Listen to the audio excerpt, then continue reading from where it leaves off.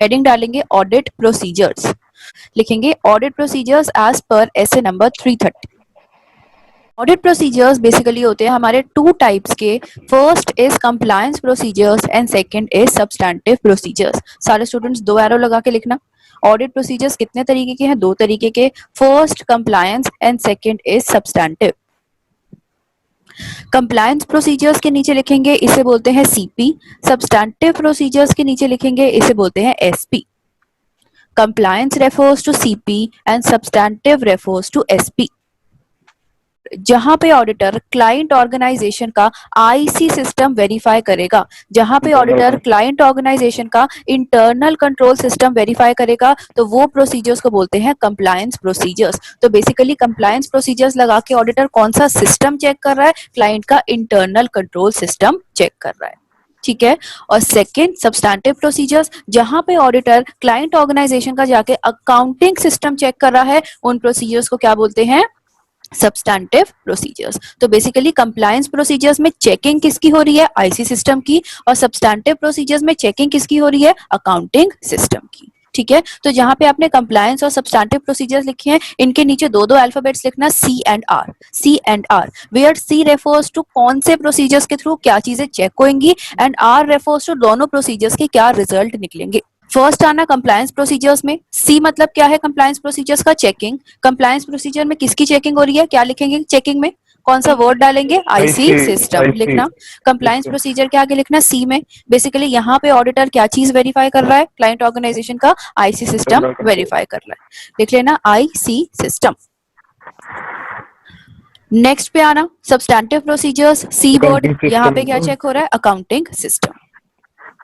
अब next alphabet पे आ जाना, R, R stands for result. जब ऑडिटर कंप्लायंस प्रोसीजर्स लगाएगा तो कौन सा सिस्टम चेक कर रहा है? IC system. इसका क्या रिजल्ट निकलेगा? या तो इंटरनल कंट्रोल स्ट्रॉन्ग निकलेंगे या तो इंटरनल कंट्रोल्स वीक निकलेंगे। रिजल्ट क्या निकलेगा कंप्लायंस प्रोसीजर्स का? या तो आईसी हमारे क्या है? स्ट्रॉन्ग, अच्छे हैं, या तो आईसी क्या है? हमारे बेकार, दैट इज वीक है, ठीक है। रिजल्ट निकला हमारे इंटरनल कंट्रोल्स या तो स्ट्रॉन्ग होंगे या तो इंटरनल कंट्रोल्स क्या होंगे? हमारे वीक होंगे। नेक्स्ट सब्सटैंटिव प्रोसीजर्स पे आ जाना। सब्सटैंटिव प्रोसीजर्स में क्या रिजल्ट निकलेगा? जब ऑडिटर सब्सटैंटिव प्रोसीजर्स लगा रहा है तो क्या सिस्टम चेक कर रहा है? Accounting system, that is financial statements को चेक कर रहा है। तो इस केस में रिजल्ट ये निकलेगा, इस केस में रिजल्ट ये निकलेगा कि ऑडिटर डिटरमाइन कर लेगा कि इसे level of checking financial system की ज्यादा करनी है या फिर कम करनी है। तो सब्सटैंटिव प्रोसीजर्स में जब ऑडिटर सब्सटैंटिव प्रोसीजर्स लगाता है तो फाइनेंशियल स्टेटमेंट्स को चेक कर रहा है, इसका रिजल्ट ये निकल रहा है कि वो डिटरमाइन कर पा रहा है कि लेवल ऑफ चेकिंग क्या रखना है, लेवल ऑफ चेकिंग ज्यादा रखना है या फिर लेवल ऑफ चेकिंग कम रखना है। वेयर लेवल ऑफ चेकिंग ज्यादा रखने का मतलब है सैंपल साइज बड़ा सिलेक्ट करना, ठीक है। तो सब्सटैंटिव प्रोसीजर्स के रिजल्ट के साथ क्या लिखा है आपने? सब्सटैंटिव का रिजल्ट ये निकलेगा कि लेवल ऑफ चेकिंग ज्यादा करनी है या फिर लेवल ऑफ चेकिंग कम करनी है। दैट इज डिटरमाइन करना लेवल ऑफ चेकिंग, या फिर डिटरमाइन करना sample size to be selected, determine करना sample size to be selected. इतना समझ में आ गया? कंप्लायंस और सब्सटैंटिव चेक क्या हो रहा है? आईसी सिस्टम और अकाउंटिंग सिस्टम। रिजल्ट क्या निकल रहा है? या तो इंटरनल कंट्रोल स्ट्रॉन्ग होंगे या तो इंटरनल कंट्रोल्स वीक होंगे। और सब्सटैंटिव का रिजल्ट ये निकलेगा कि लेवल ऑफ चेकिंग मेरे को काम कम करना है या फिर मेरे को काम ज्यादा करना है, ठीक है। अब सारे स्टूडेंट्स देखना एक बार स्क्रीन पे, ऐसे ही नोटिंग करिए आपने। वेरीफाई वेरीफाई वेरीफाई, क्लाइंट्स का आईसी सिस्टम, क्लाइंट्स का accounting system, that is internal control strong है या फिर वीक है, दैट इज फाइनेंशियल स्टेटमेंट्स की लेवल ऑफ चेकिंग ज्यादा करनी है या फिर कम करनी है, यही लिखा है। चलो नेक्स्ट पे आ जाना। अब आते हैं हम लोग इन डिटेल समझेंगे कंप्लायंस और सब्सटैंटिव प्रोसीजर्स को। अभी सिर्फ मैंने हेडिंग्स के साथ इंट्रोड्यूस कर दिया था कि सीपी क्या होता है और एसपी क्या होता है। अब सीपी और एसपी की इंडिविजुअल डिटेल्स पे आएंगे। अब लिखना नाउ हम कौन से प्रोसीजर्स को एक्सप्लेन करने वाले हैं? कंप्लायंस प्रोसीजर्स को एक्सप्लेन करने वाले हैं, ठीक है। हेडिंग डाल देना। Now what do you mean by compliance procedures? Pens down, ध्यान सामने। पहले पूरा टॉपिक को एक्सप्लेन कर रही हूँ कि ऑडिटर कंप्लायंस प्रोसीजर्स क्यों लगाता है।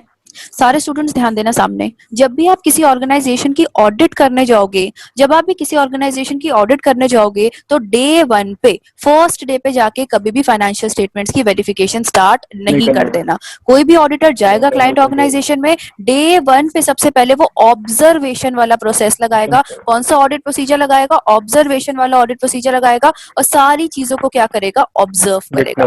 बेसिकली ऑडिटर क्या ऑब्जर्व कर रहा है कि how the organization is working. तो सबसे पहले जाओ क्लाइंट ऑर्गेनाइजेशन में, फाइनेंशियल स्टेटमेंट्स को वेरीफाई करने से पहले आपको ऑब्जर्वेशन लगा के चेक करना है कि एंटिटी जिसका हम ऑडिट करने जा रहे हैं वो बेसिकली फंक्शन कैसे करती है, वो कौन कौन से एसओपीज को फॉलो करती है। Where SOPs refers to standard operating procedures. तो कोई भी ऑडिटर डे 1 पे जाके ऑब्जर्वेशन लगा के क्या चीजें वेरीफाई कर रहा है? ऑर्गेनाइजेशन के कंट्रोल्स को वेरीफाई कर रहा है। जब आपको कंट्रोल्स के बारे में नॉलेज हो जाएगी, उसके बेसिस पे आपको आइडिया लगेगा कि अपने फाइनेंशियल स्टेटमेंट्स में एंट्रीज की प्रॉपर पोस्टिंग कर रहे होंगे या फिर नहीं कर रहे होंगे। तो कोई भी ऑडिटर सबसे पहले कौन से प्रोसीजर्स लगाता है? कंप्लायंस प्रोसीजर्स लगाता है, जिसके थ्रू वो क्या अंडरस्टैंड कर रहा है? ऑर्गेनाइजेशन के कंट्रोल प्रोसीजर्स को अंडरस्टैंड कर रहा है।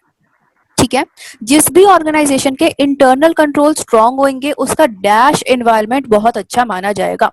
जिस भी ऑर्गेनाइजेशन कंट्रोल एनवायरनमेंट, तो बेसिकली कंट्रोल एनवायरनमेंट को समझने के लिए मेरे को कौन से प्रोसीजर्स लगाने पड़ेंगे? कंप्लायंस प्रोसीजर्स लगाने पड़ेंगे। यहां तक कोई डाउट? सबसे पहले कौन से प्रोसीजर्स लगे? हमारे कंप्लायंस प्रोसीजर्स। तो स्क्रीन पे देखना, ऑडिटर आ रहा है।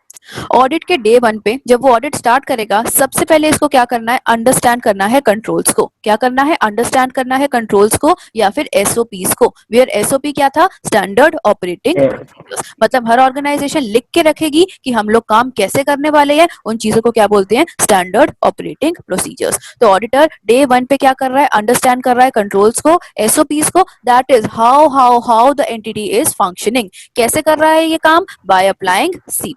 स्क्रीन पे देख के मेरे को बताओ, इतना पार्ट समझ में आया? ऑडिटर फर्स्ट डे पे अंडरस्टैंड करेगा सिर्फ कंट्रोल्स को, देखेगा ऑर्गेनाइजेशन काम कैसे करती है और कैसे पता लगाएगा? कौन से प्रोसीजर्स अप्लाई करके? कंप्लायंस प्रोसीजर्स को अप्लाई करके। इतना लिख लो, ऑडिटर कंप्लायंस प्रोसीजर्स लगा के क्या चीज अंडरस्टैंड कर रहा है? क्लाइंट का आईसी सिस्टम। क्लाइंट के आईसी सिस्टम की 3 असर्शंस को चेक करेगा। 3 असर्शंस का मेमोरी टेक्निक है डॉट डॉट। तो ऑडिटर कंप्लायंस प्रोसीजर्स लगा के कौन से 3 पॉइंट्स को चेक कर रहा है? डॉट वाले पॉइंट्स को चेक कर रहा है। एक ऑडिटर को इंट्रोड्यूस करियो, मिस्टर एक्स को। क्या मिस्टर एक्स डे 1 पे फाइनेंशियल स्टेटमेंट्स को वेरीफाई करेंगे या फिर नहीं करेंगे? नहीं मैम, कभी भी वेरीफाई नहीं करेंगे। मिस्टर एक्स आएंगे डे 1 पे, अंडरस्टैंड क्या करेंगे? कि क्लाइंट हमारा काम कैसे करता है, क्लाइंट हमारा फंक्शन कैसे करता है।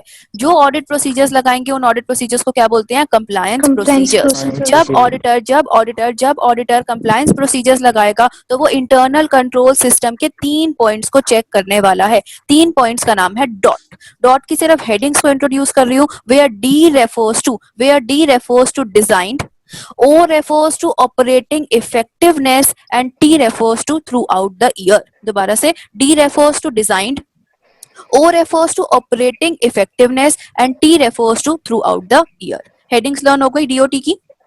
अब फर्स्ट पे आती हूँ। First D refers to design. ध्यान देना, जब भी ऑडिटर आएगा क्लाइंट ऑर्गेनाइजेशन में, इंटरनल कंट्रोल्स के रिस्पेक्ट में पहला पॉइंट क्या चेक करेगा? कि क्या इंटरनल कंट्रोल्स डिजाइंड थे या फिर नहीं थे। दैट इज, क्या इंटरनल कंट्रोल्स कीवर्ड एग्जिस्ट करते थे या फिर नहीं करते थे। तो सबसे पहली असर्शन, सबसे पहला पॉइंट ऑडिटर ने क्या वेरीफाई करा इंटरनल कंट्रोल्स का? कि क्या ऑर्गेनाइजेशन ने इंटरनल कंट्रोल्स को बना के रखा था या फिर नहीं रखा था। डी मतलब कौन सी असर्शन? एग्जिस्टेंस, मतलब क्या इंटरनल कंट्रोल्स एग्जिस्ट करते थे या फिर नहीं करते थे। कैसे पता चलेगा? जब वो ऑर्गेनाइजेशन से क्या मंगवाएगा? उनकी पॉलिसी मैनुअल्स को या फिर उनके एसओपीस को। इतना समझ में आ गया? पॉलिसी मैनुअल्स मंगवाओ, उनसे पूछो आप काम कैसे करते हो, तो आपने कौन सी एग्जिस्टेंस चेक कर ली? डी वाली असर्शन चेक कर ली, दैट इज डिजाइन। तो पहली असर्शन ऑडिटर ने क्या वेरीफाई कर ली? कि क्या इंटरनल कंट्रोल्स डिजाइन थे। इसके साथ कीवर्ड हमें क्या रखना है, क्या याद रखना है? कि क्या इंटरनल कंट्रोल्स एग्जिस्ट करते थे या फिर नहीं करते थे। ठीक है, चलो अब सारे स्टूडेंट्स मेरे को बताना, मेरी ऑर्गेनाइजेशन है जहाँ पे मैं ऑडिट करने जा रही हूँ, वहां पे मैंने देख लिया इंटरनल कंट्रोल्स एग्जिस्ट तो करते थे, मतलब उन्होंने पॉलिसी मैनुअल्स तो बना के रखी हुई थी, तो मतलब मेरी पहली असर्शन हो गई टिक। लेकिन जब मैं उस पॉलिसी मैनुअल को रीड करती हूँ ना, तो मैं देखती हूँ इसमें जितने भी इन लोगों ने कंट्रोल्स लिखे थे वो अच्छे से ऑपरेट नहीं होते थे, तो मेरी कौन सी असर्शन फेल हो गई? सेकेंड वाली असर्शन फेल हो गई। तो किसी भी ऑडिटर को देखना है, सिर्फ डिजाइन करने से कुछ नहीं होता, सेकेंड असर्शन वेरी इंपॉर्टेंट है, that is internal control exist करने के साथ साथ ऑपरेट करने चाहिए, और ऑपरेट भी कैसे करने चाहिए? इफेक्टिवली करने चाहिए। तो सेकंड असर्शन ऑडिटर ने क्या वेरीफाई कर रही है? इंटरनल कंट्रोल्स क्या होने चाहिए? ओ से ऑपरेट करने चाहिए इफेक्टिवली। ठीक है, मतलब सारे के सारे कंट्रोल्स आपने लिख के भी रखे हो और आप उन कंट्रोल्स को क्या कर रहे हो? फॉलो भी कर रहे हो। ठीक है, आप एक ऑर्गेनाइजेशन के ऑडिट करने जा रहे थे जो कि था हमारा एजुकेशनल इंस्टीट्यूशन, वहां पे उन लोगों ने सारी पॉलिसी मैनुअल में कंट्रोल्स लिखे हुए थे कि हम रखेंगे, फीस का एक प्रॉपर मेथड होगा, लेकिन वो उन्हें अप्लाई ही नहीं करते थे। तो कौन सी असर्शन मेरी फेल हो गई? सेकंड वाली, ओ वाली। मतलब जितने भी कंट्रोल्स लिख रहे हो उनको अप्लाई भी करना। डन। अब लास्ट असर्शन पे आते हैं, where T refers to throughout the year. अब ऑडिटर ने देखा इंटरनल कंट्रोल्स डिजाइंड भी थे, वो ऑपरेट भी कर रहे थे अच्छे से, मतलब ऑपरेट भी कर रहे थे इफेक्टिवली, लेकिन जो वो काम कर रहे थे ना, वो सिर्फ साल में 1-2 दिन ही काम कर रहे थे, तो डी और ओ करने का कोई यूज नहीं हुआ। तो ऑडिटर को वेरीफाई करना है नेक्स्ट असर्शन को, जिसका नाम है थ्रू आउट द ईयर, जिसका कीवर्ड सारे स्टूडेंट्स लर्न करेंगे, कॉन्टिन्यूटी। क्या कीवर्ड है? कॉन्टिन्यूटी। मतलब जितने भी कंट्रोल्स हैं वो पूरे साल क्या होने चाहिए? अप्लाई होने चाहिए। यहां तक समझ में आ गया? दो कीवर्ड्स मैंने बताए, डिजाइन्ड के आगे कीवर्ड क्या था? Existence. Through out the year के आगे कीवर्ड क्या है हमारा? कॉन्टिन्यूटी। और ऑपरेटिंग के आगे कीवर्ड क्या है? इफेक्टिवनेस। यहां तक समझ में आ गया? तो स्क्रीन पे देखना, ऑडिटर कंप्लायंस प्रोसीजर लगा के अंडरस्टैंड क्या कर रहा है? क्लाइंट का dash system, IC system, IC system के कितने पॉइंट्स, कितने असर्शंस को वेरीफाई कर रहा है? 3 असर्शंस को वेरीफाई कर रहा है। 3 असर्शंस का नाम क्या है? DOT assertions. DOT where D refers to designed, जिसका कीवर्ड क्या है? Existence, O refers to operating effectiveness, and T refers to throughout the year. 3 assertions का नाम आ गया स्क्रीन पे, DOT, D refers to design, that is existence, O refers to operating effectively, and T refers to throughout the year, that is continuity. Screen पे देखना, question मिलेगा, now the point is which audit procedure should be performed first, CP और SP? Internal controls को पहले review करें या फिर accounting system को पहले रिव्यू करें? Internal control. तो यहाँ पे क्या लिखेंगे? पहले क्या हो गया? हमेशा कंप्लायंस प्रोसीजर्स परफॉर्म होंगे। तो यहाँ देखना, ऑडिटर ऑडिट स्टार्ट करने से पहले बिफोर चेकिंग फाइनेंशियल स्टेटमेंट्स, वहां का क्या अंडरस्टैंड करेगा? Internal control system. Internal control system की कितनी असर्शंस को चेक करेगा? 3 असर्शंस को, जिनका नाम है डीओ और टी। दोबारा से स्क्रीन पे देखना, अब यहाँ पे एक्सटर्नल ऑडिटर आ रहा है, फाइनेंशियल स्टेटमेंट्स को वेरीफाई करने से पहले इंटरनल कंट्रोल सिस्टम की डॉट को चेक कर लिया। जब वो डॉट को चेक करेगा तो ये 4 फायदे मिलेंगे। जब एक्सटर्नल ऑडिटर डॉट को चेक करेगा, 3 असर्शंस को चेक करेगा आईसी सिस्टम से रिलेटेड, तो ये 4 फायदे मिलेंगे। सबसे पहला फायदा, उसे पता चलेगा how the organization is working, how the organization is working, या फिर how the entity is working और फंक्शनिंग। तो पहला फायदा ये मिला मेरे को कंप्लायंस प्रोसीजर्स लगा के, कि मेरे को पता चला कि ऑर्गेनाइजेशन काम कैसे कर रही है, फंक्शन कैसे कर रही है। कैसे पता चला? जब मैंने उनके कंट्रोल्स को क्या किया? चेक किया। सेकेंड जो चीज मेरे को पता चलेगी वो है इनका कंट्रोल एनवायरनमेंट कैसा है। सारे स्टूडेंट्स एक बार मेरे को बता देना, control environment refers to what? Control environment कैसा एनवायरनमेंट था कि आपकी ऑर्गेनाइजेशन इंटरनल कंट्रोल्स को कितनी इंपॉर्टेंस देती थी।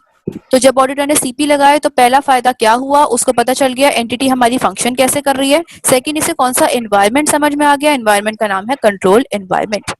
थर्ड फायदा ये मिलेगा, ये असेस कर पाएगा रिस्क के लेवल को या फिर रिस्क की असेसमेंट को, जज कर पाएगा कि रिस्क का लेवल कितना है, रिस्क की असेसमेंट कर पाएगा, दैट इज रिस्क ज्यादा है या फिर रिस्क कम है। मेरे को बताना कौन से केस में रिस्क ज्यादा होगा और कौन से केस में रिस्क कम होगा। कंट्रोल एनवायरनमेंट जहाँ वीक होगा वहाँ रिस्क ज्यादा होगा। Very good, very good. तो ऑडिटर डॉट लगा के 4 फायदे क्या करवा रहा है कि उसको समझ में आ रहा है काम कैसे हो रहा है, कंट्रोल एनवायरनमेंट कैसा है, रिस्क का लेवल कम है या फिर रिस्क का लेवल ज्यादा है। इसीलिए सबसे पहले कौन से प्रोसीजर्स अप्लाई करते हैं, स्क्रीन पे देखना, देयरफॉर सबसे पहले क्या करेंगे? कंप्लायंस प्रोसीजर्स को अप्लाई करेंगे।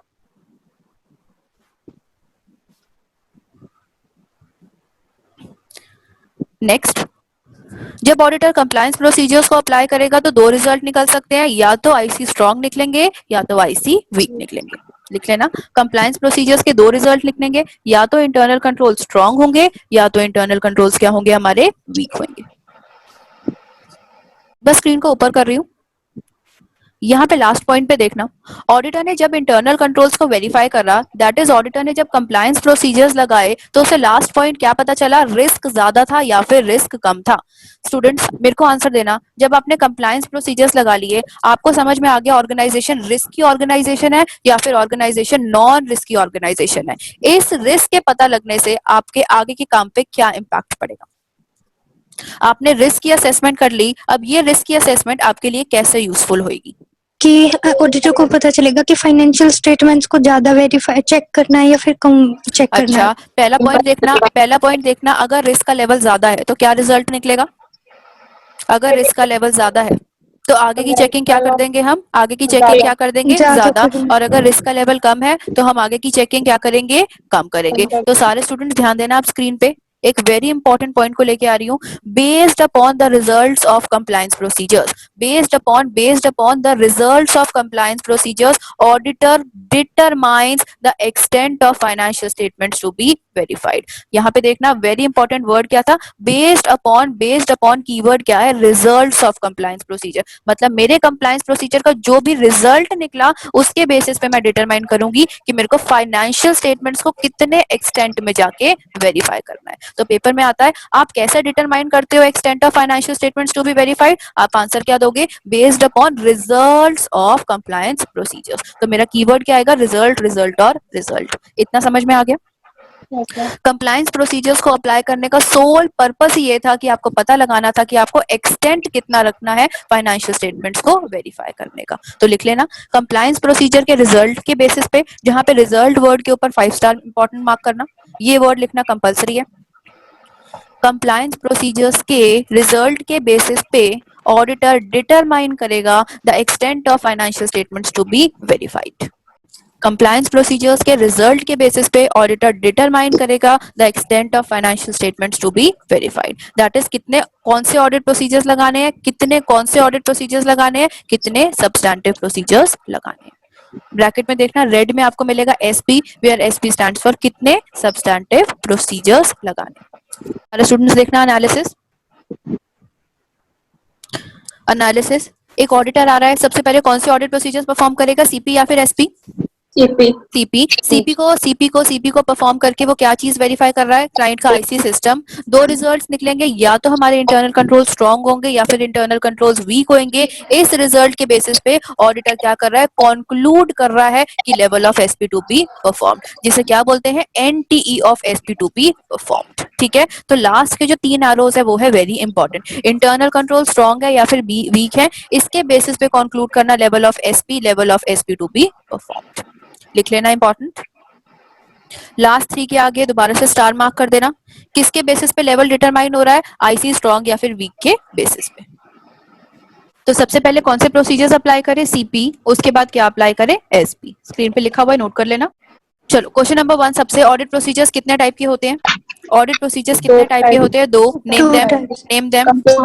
CPSP compliance procedures CP and SP, compliance procedures and substantive procedures. अच्छा, कंप्लायंस प्रोसीजर्स में ऑडिटर डैश सिस्टम को वेरीफाई कर रहा है, डैश सिस्टम आईसी सिस्टम को। सब्सटैंटिव प्रोसीजर्स में ऑडिटर डैश सिस्टम को वेरीफाई कर रहा है, अकाउंटिंग सिस्टम को वेरीफाई कर रहा है। अच्छा, कंप्लायंस प्रोसीजर के 2 रिजल्ट निकल सकते हैं, नेम देम। आईसी डैश और आईसी डैश, ठीक है। सब्सटैंटिव प्रोसीजर के 2 रिजल्ट निकल सकते हैं, डैश,